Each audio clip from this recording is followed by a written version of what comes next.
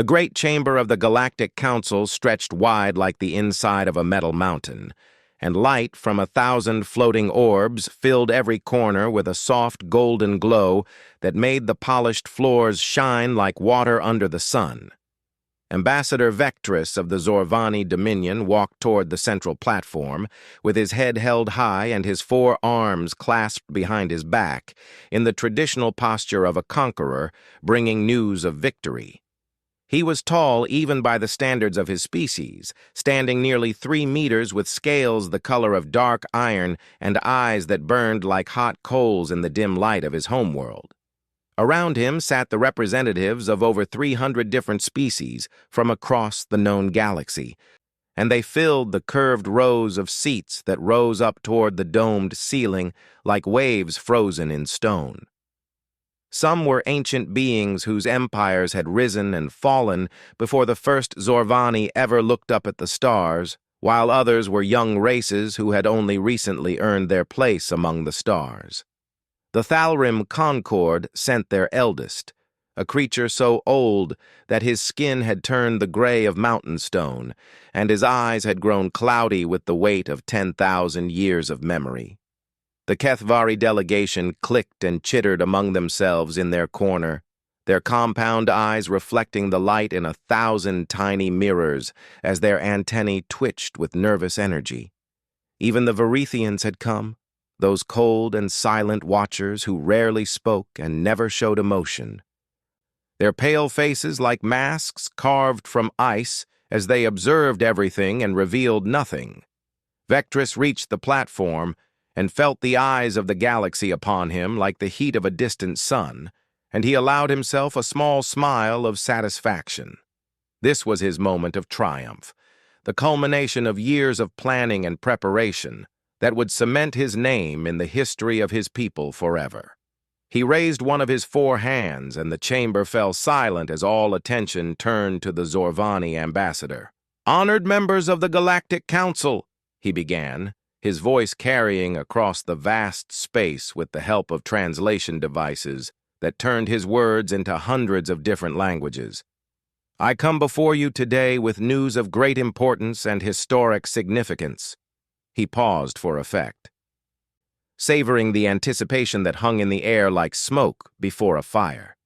"The Zorvani Dominion has successfully launched an invasion force against an uncontacted world in the outer spiral arm of the galaxy," he announced with pride swelling in his chest. "The planet designated XR7814, known to its primitive inhabitants as Earth, now falls under the rightful dominion of my people." Vectress expected many things in response to his announcement. He expected applause from those who admired strength and military prowess. He expected perhaps some jealousy from rival empires who wished they had claimed this prize for themselves. He expected maybe a few weak protests from the pacifist species, who always complained about expansion but never did anything to stop it. What he did not expect was the silence. It fell upon the chamber like a physical weight, pressing down on every being present until the air itself seemed to grow thick and heavy. Vectress looked around in confusion as the color drained from faces across the room. The eldest of the Thalrim Concord, who had not shown surprise in over 8,000 years, dropped his ceremonial staff with a clatter that echoed through the silent chamber like thunder. The Kethvari delegation erupted into frantic chittering, their limbs moving in patterns that spoke of fear so deep it bordered on madness. But it was the Varethians who shocked Vectress the most, for these beings who never showed emotion and never retreated from anything rose from their seats as one and began moving toward the exits with deliberate haste. "What is the meaning of this?" Vectress demanded, his voice cracking with the first hint of uncertainty. High Arbiter Silene stepped forward from her position at the head of the council, and Vectress noticed that her hands were shaking. She was a member of the Cillian species, known for their grace and composure in all situations, yet now she looked like she had just witnessed the death of a star. Her pale blue skin had turned almost white, and her large dark eyes held an expression that Vectress could only describe as horror. "Ambassador Vectress," she said in a voice that trembled despite her obvious effort to control it. "Please tell me that I misunderstood your words." "I spoke clearly enough," Vectress replied with irritation creeping into his tone. "We have invaded the planet Earth and claimed it for the Dominion, as is our right under the laws of expansion." A sound rose from the assembly, a collective gasp that seemed to suck all the air from the room. Silene closed her eyes for a moment, and when she opened them again, they glistened with what might have been tears. "You invaded Earth," she repeated slowly, as if each word caused her physical pain. "You invaded the Death World." She took a step closer to Vectress, and he found himself taking a step back without meaning to. "You invaded the homeworld of the humans?" she asked, in barely more than a whisper. Vectress felt a chill run down his spine, despite the warmth of the chamber, for he had never heard that word spoken with such fear. "Humans?" he asked, and he hated how small his voice sounded. "What are humans? And why does everyone act as if I have just announced the end of all things?" The eldest of the Thalrim Concord had retrieved his staff and now leaned heavily upon it, as if his ancient legs could no longer support his weight. "Because you may have done exactly that," he said in a voice like dry leaves scraping across stone. "You foolish, foolish child, you have doomed us all." Vectress opened his mouth to demand an explanation, to assert his authority, to remind these cowards that the Zorvani had conquered 17 star systems and feared nothing in the galaxy. But the words died in his throat as he looked around the chamber and saw the same expression on every face, regardless of species or allegiance. It was not anger or jealousy or even disapproval. It was pure and absolute terror.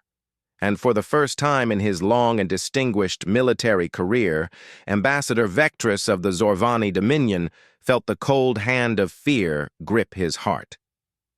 High Arbiter Silene turned to address the chamber, her voice growing stronger even as it filled with dread. "Seal the doors," she commanded.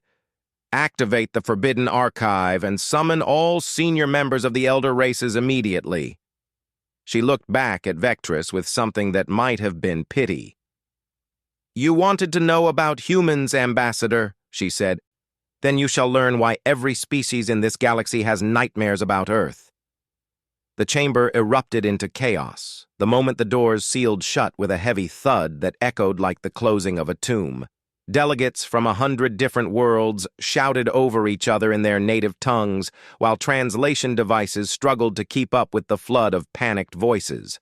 Some demanded immediate action, while others called for calm, and still others simply sat in stunned silence as if their minds had shut down from the shock. Vectress stood at the center of it all, his confusion slowly transforming into anger as he watched beings he had always considered allies and equals reduced to quivering masses of fear.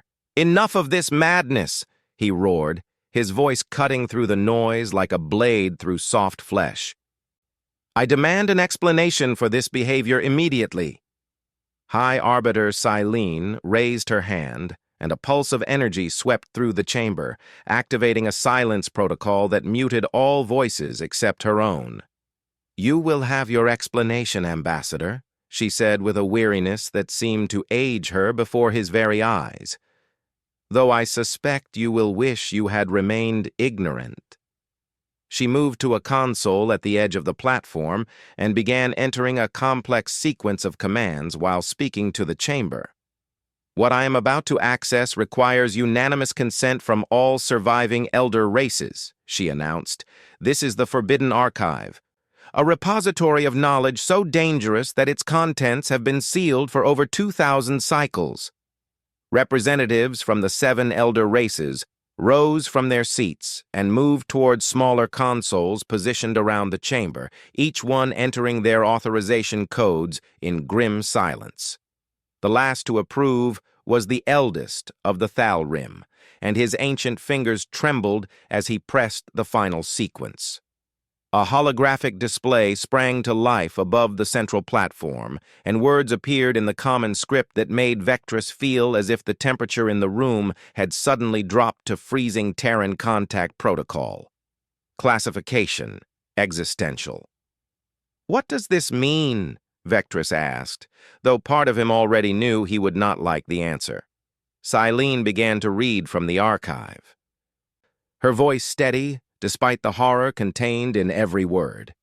2,300 cycles ago, the dominant power in this galaxy was an empire known as the Hegemony of Wrath, she explained, as images of strange reptilian beings appeared in the display.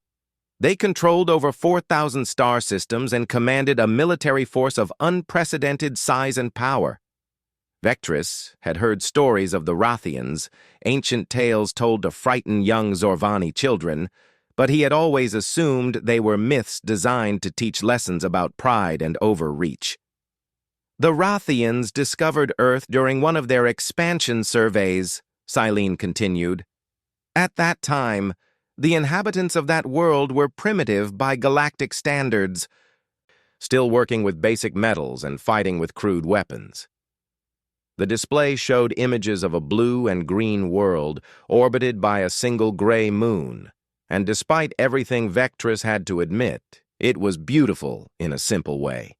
"The hegemony decided that Earth would make an excellent source of slave labor, for the natives were strong and adaptable and bred quickly," Silene said with disgust creeping into her voice. "They sent a subjugation fleet of 100 warships to claim the planet." Vectress almost laughed at the absurdity of it all. For 100 ships against a world that had not even developed basic space travel seemed like using a hammer to crush an insect. "What happened to the fleet?" he asked, certain that the answer would explain the fear he saw around him. Silene's expression darkened as she pulled up the next section of the archive. "The fleet landed and began the subjugation process, and for the first few cycles everything proceeded according to plan," she said. "The natives resisted, of course, for they were fierce creatures who did not accept defeat easily, but what could they do against plasma weapons and orbital bombardment?" The images showed Rathian soldiers marching across battlefields littered with primitive human warriors, and Vectress felt a moment of satisfaction at seeing the natural order of the galaxy being maintained. "But then something unexpected happened," Silene said, and her voice dropped to barely above a whisper. "The humans began to learn." She enlarged a section of the archive that showed detailed reports from Rathian commanders, their tone growing increasingly alarmed as the cycles passed. "They captured Rathian weapons and figured out how they worked within a single generation," Silene read. "They ambushed supply convoys and stole technology that should have taken them millennia to understand, yet they mastered it in mere decades." Vectress felt the first real stirring of unease in his chest as he listened. "Within 100 cycles, the humans had developed their own plasma weapons," Silene continued. "Within 150, they had cracked the secrets of atmospheric flight, and within 200 they had built their first spacecraft using stolen Rathian designs."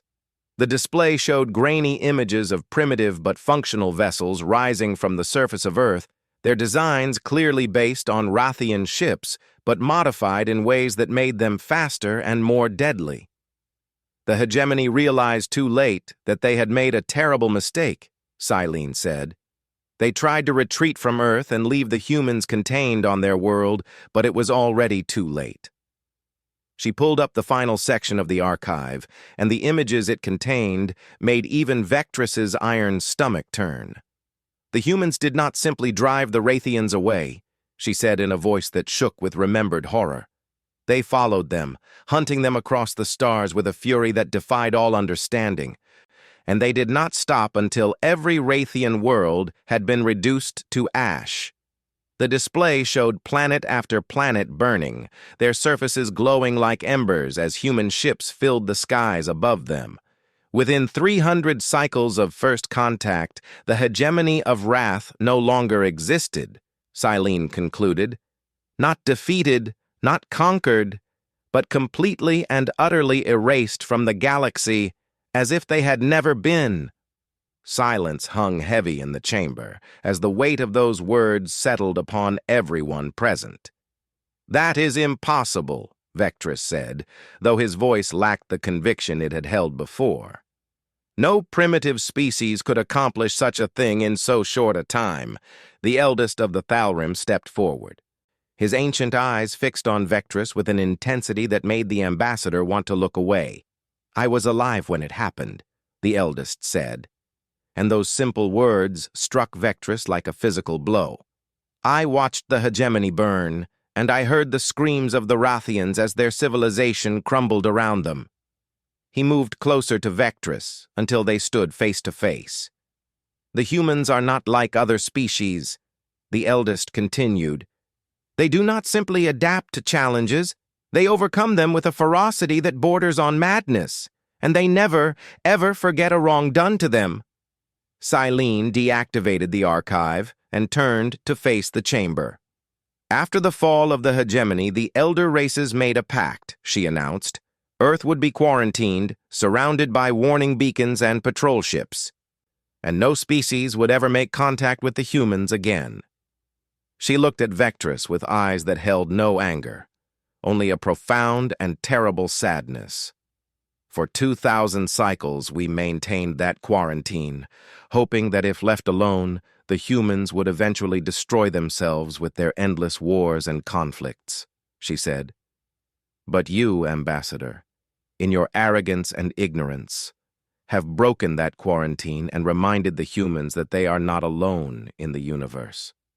Vectress felt his legs grow weak beneath him as the full weight of what he had done finally crashed down upon him. "My fleet," he whispered. 12 battle carriers and 400 support vessels. 2 million soldiers." Silene shook her head slowly. "I would begin preparing condolences for their families," she said. "If any of them are still alive." "It will not be for long." As if summoned by her words, an alarm began to sound throughout the chamber, signaling an incoming priority transmission from deep space. And everyone in the room knew with terrible certainty exactly who that transmission would be, from the alarm continued to wail through the chamber as every delegate turned toward the main display screen with expressions ranging from dread to outright terror. High Arbiter Silene moved to the communications console with steps that seemed heavy, as if she was walking toward her own execution rather than simply answering a call. "The transmission is coming from the coordinates of the invasion fleet," a technician reported in a voice that cracked with fear. "But the signature does not match any Zorvani vessel in our database." Vectress pushed his way toward the console, his heart's pounding in his chest like war drums as he demanded answers. "That is impossible," he insisted. "We sent the finest warriors of the Dominion aboard the most advanced warships in our arsenal, and they cannot have been defeated in mere days." Silene looked at him with something that might have been pity, but was closer to contempt. "You still do not understand what you have done," she said quietly before turning back to the console. "Open the channel." The display screen flickered to life, and for a moment there was only static before the image resolved into something that made the entire chamber gasp in collective horror. A human woman stood before the camera, her frame small and delicate by the standards of most galactic species. With dark hair pulled back from a face that could almost have been described as pleasant under different circumstances, she wore a simple uniform of dark blue fabric with no rank insignia that the translation systems could identify, and she stood with a posture of such casual confidence that it seemed almost insulting. Behind her, visible through a large viewport, drifted the remains of what had once been the pride of the Zorvani Dominion battle carriers that had taken decades to build, floated lifeless in the void, their massive hulls torn open like the carcasses of great beasts after a predator had finished feeding. Fires flickered and died in sections exposed to vacuum, and debris clouds of metal and crystal spread slowly outward in expanding spheres of destruction. Vectress felt his legs give way beneath him, and he would have collapsed to the floor if 2 nearby delegates had not caught him and held him upright. This is Commander Yuki Tanaka of the United Earth Defense Coalition, the human woman said in a voice that was almost cheerful. I hope this transmission finds you well, whoever you are. She smiled, and there was nothing warm or friendly in that expression, despite its outward appearance. We received your envoys a few days ago, she continued, gesturing casually at the devastation visible through the viewport behind her. I have to admit, we were a little surprised at first, since it has been quite a while since anyone from outside visited our little corner of the galaxy. Tanaka walked slowly toward the camera, and her dark eyes seemed to look directly at every being in the council chamber, despite the impossibility of such a thing. We were not sure what to make of your visitors at first, she said. They came with a lot of big ships and a lot of soldiers, and they said some very rude things about making us their property. She laughed, and the sound sent shivers down the spines of beings who had never felt fear in their entire lives. That did not go over very well with the folks back home, as you might imagine, Tanaka said with a shrug. We tried to be reasonable about it, we really did. But your friends were very insistent about the whole subjugation thing.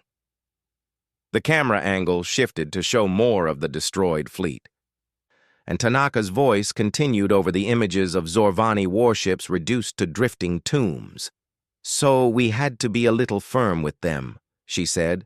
I hope you will understand that we meant no disrespect to whatever government or empire sent them. We were simply defending our home from uninvited guests.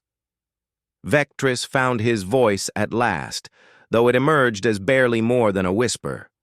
2 million soldiers, he croaked. What did you do with 2 million soldiers? Tanaka appeared on screen again, and this time her expression had shifted to something more serious. We gave the survivors a choice, she said. They could surrender and be treated as prisoners according to our laws of warfare, or they could continue fighting and face the consequences. She paused and tilted her head slightly as if remembering something.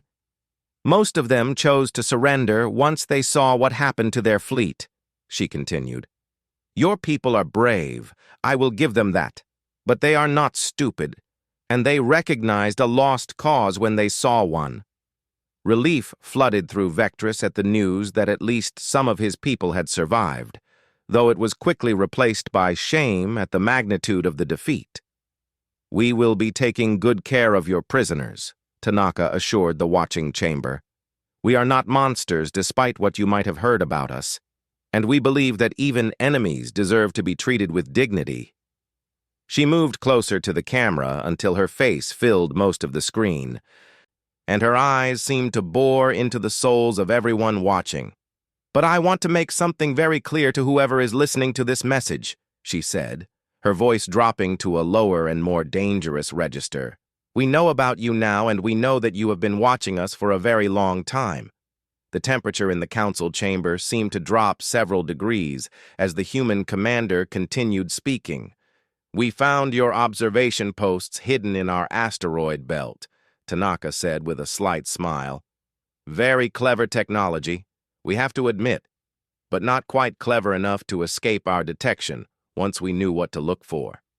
Several of the Varethian delegates exchanged alarmed glances at this revelation, confirming what many had long suspected about their secret surveillance of Earth. We also found some very interesting star charts in the navigation computers of your invasion ships, Tanaka continued.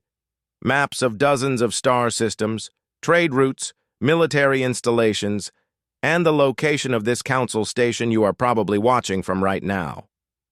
High Arbiter Silene gripped the edge of the console so hard that her knuckles turned white. Thank you for the technology samples as well, Tanaka added with genuine appreciation in her voice. Our engineers are very excited to study them, and I am sure they will learn a great deal from your generosity. She stepped back from the camera and spread her arms wide in a gesture that encompassed the destroyed fleet behind her. We spent 2,000 years wondering when you would come back, she said.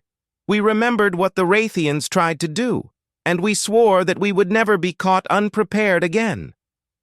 Her smile returned, but this time there was steel behind it. "We built cities beneath our mountains and fortresses in our oceans," she said. "We scattered our population across every moon and asteroid we could reach. We developed weapons that your scientists probably think are impossible. And we waited." Tanaka lowered her arms and clasped her hands behind her back in a posture that radiated supreme confidence. Patiently, methodically, generation after generation, we prepared for the day when the galaxy would remember that Earth existed, she said, and now that day has finally arrived. She looked directly into the camera one final time. "We will be in touch," she said, with a finality that left no room for doubt. "I suggest you prepare yourselves because humanity is done hiding in the shadows, and we have a lot of catching up to do." The transmission ended abruptly, leaving the council chamber in absolute silence. No one moved, no one spoke, and for a long moment it seemed as if every being in the room had forgotten how to breathe. Then the eldest of the Thalrim let out a long, shuddering sigh that seemed to carry the weight of millennia. "And so it begins again," he said in a voice heavy with resignation. "The humans are coming, and may whatever gods you worship have mercy on us all." Vectrus slumped against the beings who supported him, his mind reeling from the implications of everything he had just witnessed. He had sought glory and conquest for his people, and instead he had awakened something that the entire galaxy had hoped would sleep forever. The Zorvani Dominion had just made the worst mistake in the history of the known universe, and Ambassador Vectrus knew with terrible certainty that he would be remembered as the fool who brought about the end of everything. The days following Commander Tanaka's transmission were filled with panic and confusion as the Galactic Council struggled to understand exactly what they were dealing with. Emergency sessions ran continuously as delegates argued over how to respond to the human threat, with some calling for immediate military action while others begged for diplomatic outreach. Vectrus had been confined to quarters aboard the station, technically under protective custody, but everyone knew he was a prisoner in all but name.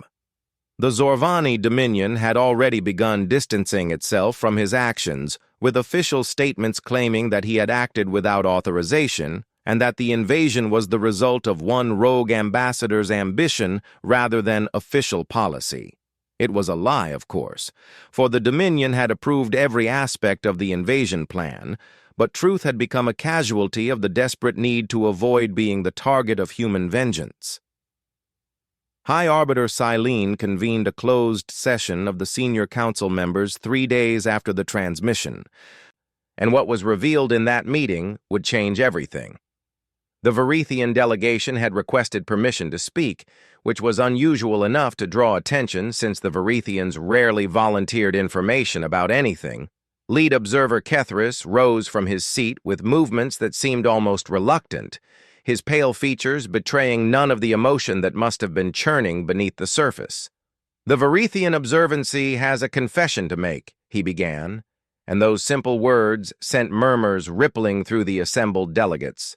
Silene raised a hand for silence and nodded for Kethris to continue.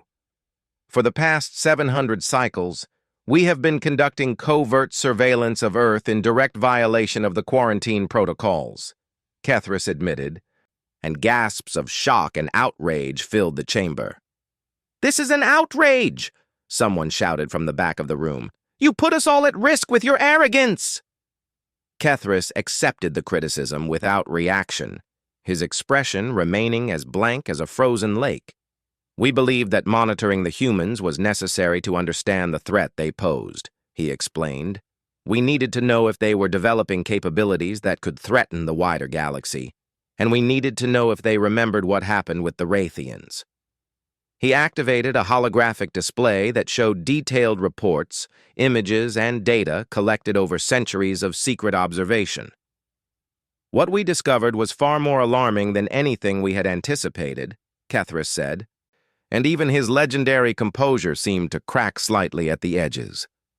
The display showed images of Earth throughout its history, from primitive agricultural societies to sprawling industrial cities that belched smoke into the atmosphere. The humans never stopped fighting, Kethris explained as battle footage from dozens of conflicts played across the screen. They waged wars against each other with a frequency and intensity that we found deeply disturbing. Images of trenches filled with soldiers, mushroom clouds rising over devastated cities, and aerial bombardments that turned entire regions to rubble filled the display. At first we thought this tendency toward self-destruction might solve our problem for us, Kethris continued. We believed they would eventually annihilate themselves and save us the trouble of dealing with them. He shook his head slowly, a gesture he had learned from years of studying human behavior. But we were wrong, he said. Instead of destroying themselves, the humans use their constant warfare as a catalyst for innovation and advancement. The display shifted to show the rapid technological progression of human civilization, from simple firearms to nuclear weapons to things that made even the most advanced council species take notice. Every generation brought new weapons, new tactics, new technologies, Kethris explained. They split the atom and learned to harness its power for both destruction and creation.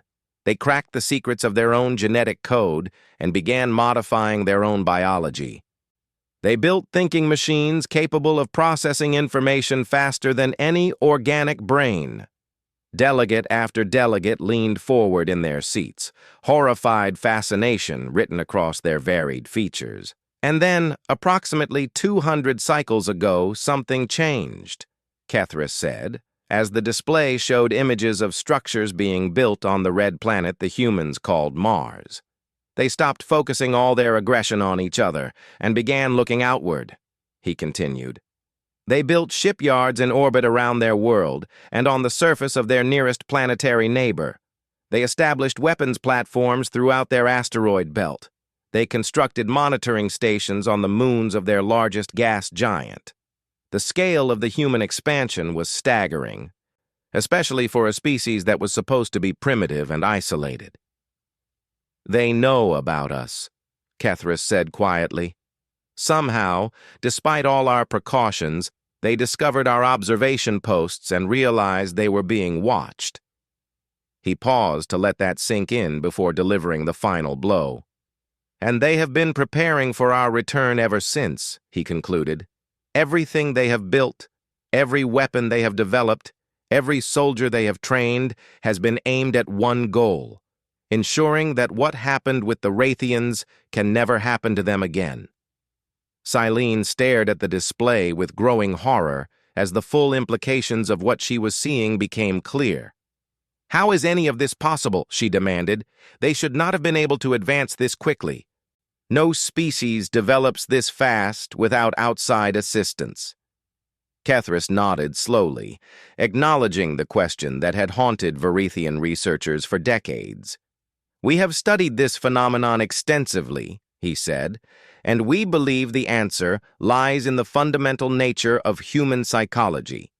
He pulled up a new series of images showing the internal structure of human brains and comparison charts with dozens of other species. Most intelligent species in the galaxy evolved to find stable equilibrium, Kethris explained. They advance to a certain level of technology and then plateau, content with what they have achieved and focused on maintaining rather than progressing. He highlighted the human brain scans with a gesture. Humans are different, he said.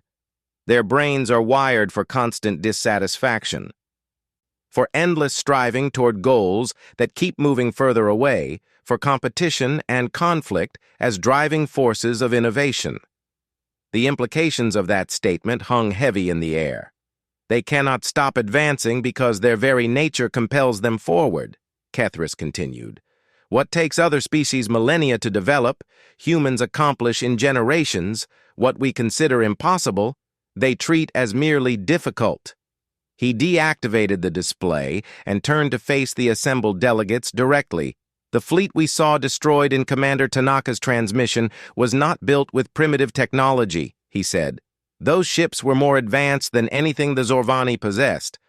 More advanced in some ways than vessels built by species who have been traveling the stars for 10,000 cycles.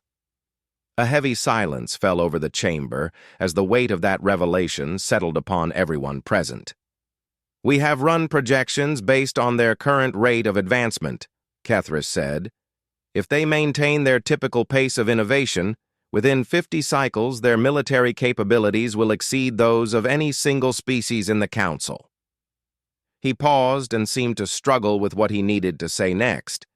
"Within 100 cycles they will be able to challenge the combined forces of every species in the known galaxy," he finished.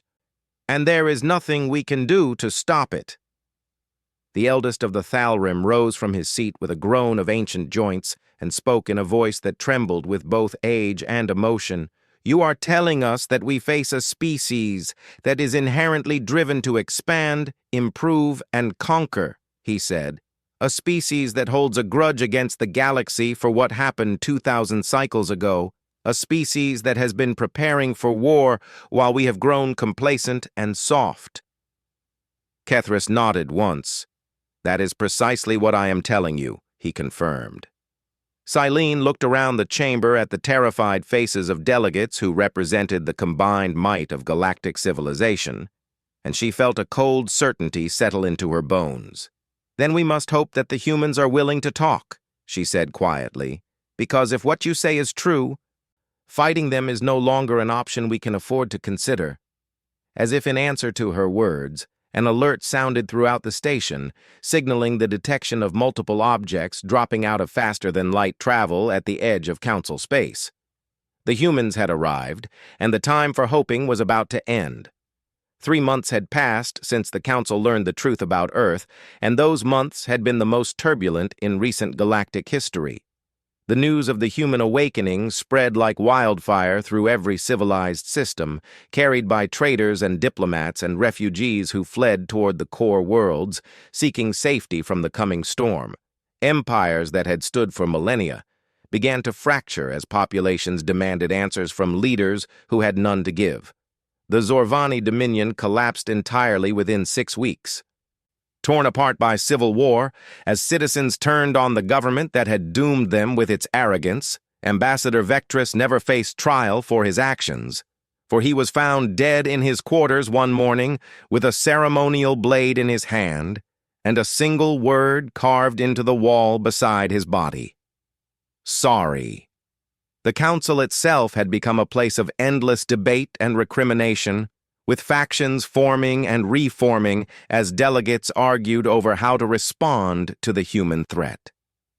Some called for a massive preemptive strike using the combined fleets of every species, reasoning that it was better to attack while they still had numerical superiority than to wait until the humans grew even stronger. Others advocated for immediate and unconditional surrender, arguing that any resistance would only delay the inevitable and result in more deaths. Still others proposed fleeing the galaxy entirely, mounting a massive exodus to unknown regions of space, where perhaps the humans would never find them. High Arbiter Silene listened to all of these proposals and rejected them one by one, knowing in her heart that none of them would work. The humans had proven themselves capable of adapting to any challenge, and she suspected that attacking them would only make things worse, while fleeing would simply postpone the confrontation.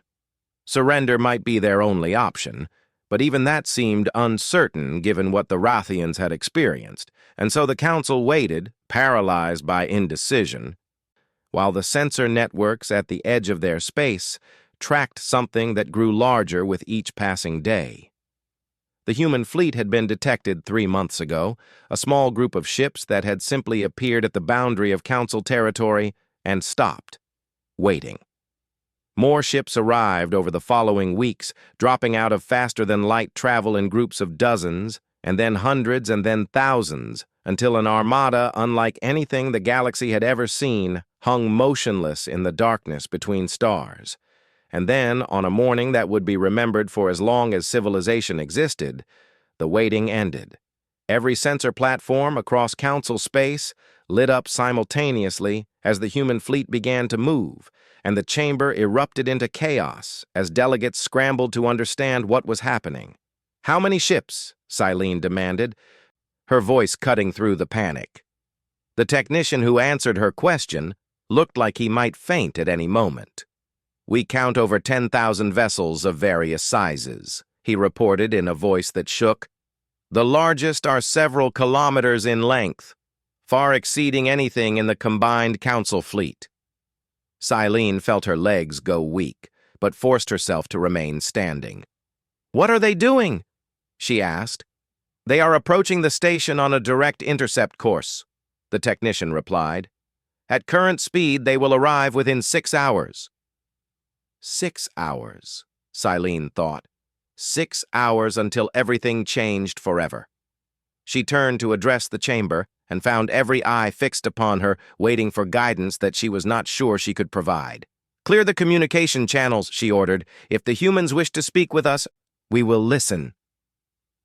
The wait was agonizing, each minute stretching into eternity as the fleet drew closer and the delegates grew more fearful. Then, 4 hours into their approach, the communications array lit up with an incoming transmission on all standard frequencies. The main display flickered to life, and the image that appeared was not what anyone had expected.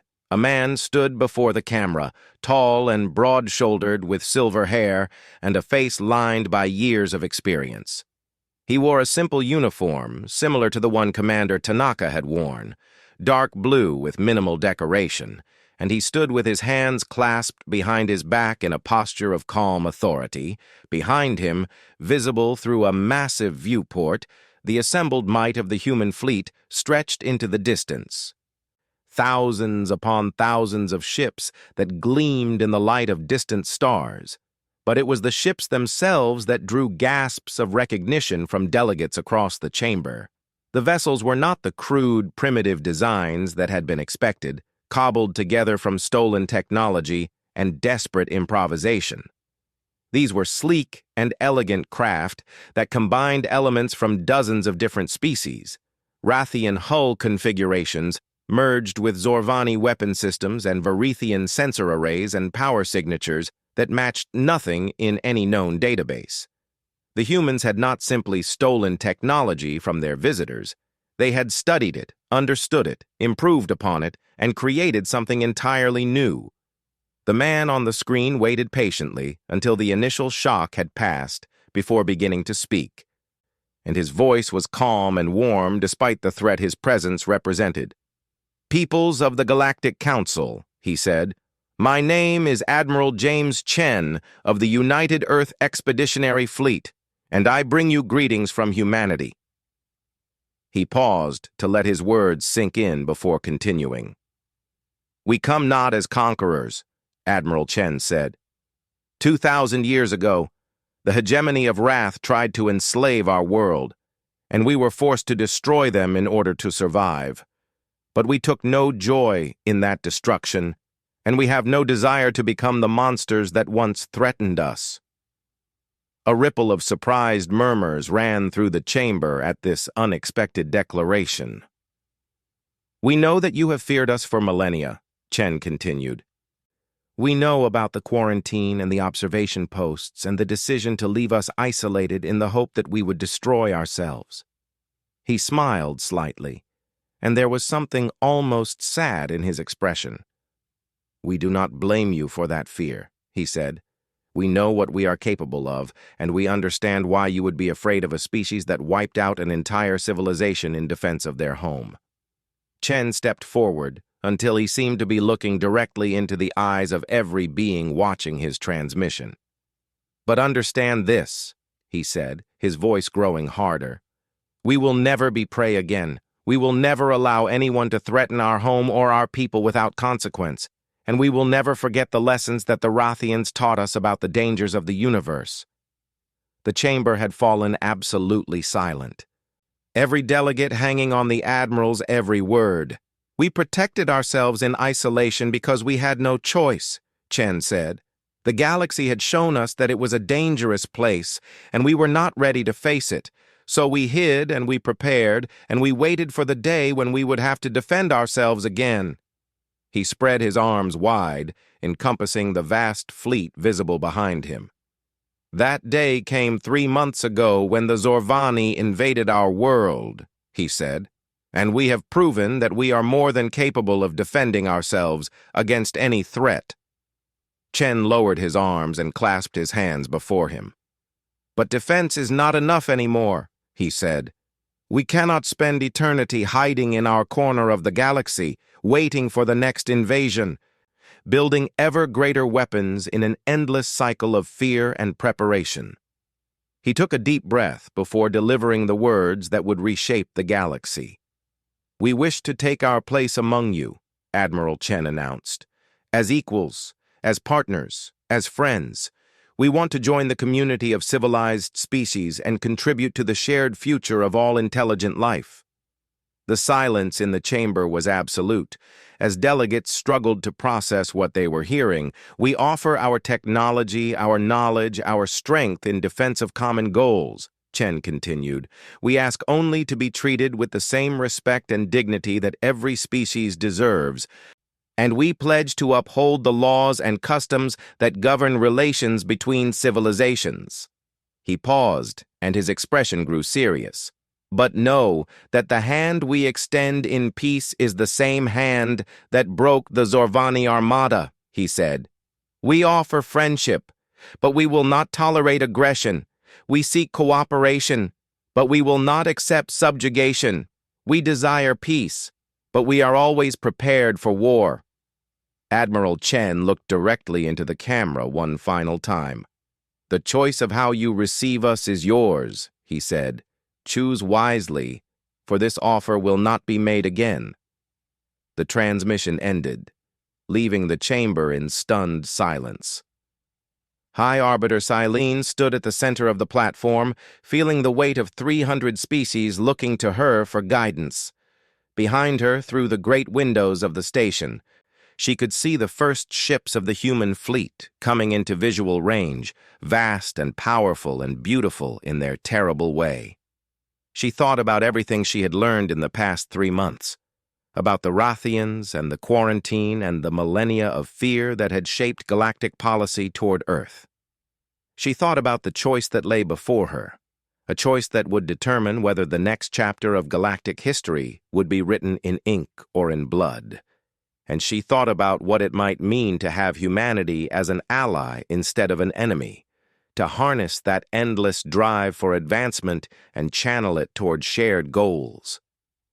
Silene turned to face the chamber, and when she spoke, her voice was steady despite the trembling of her hearts.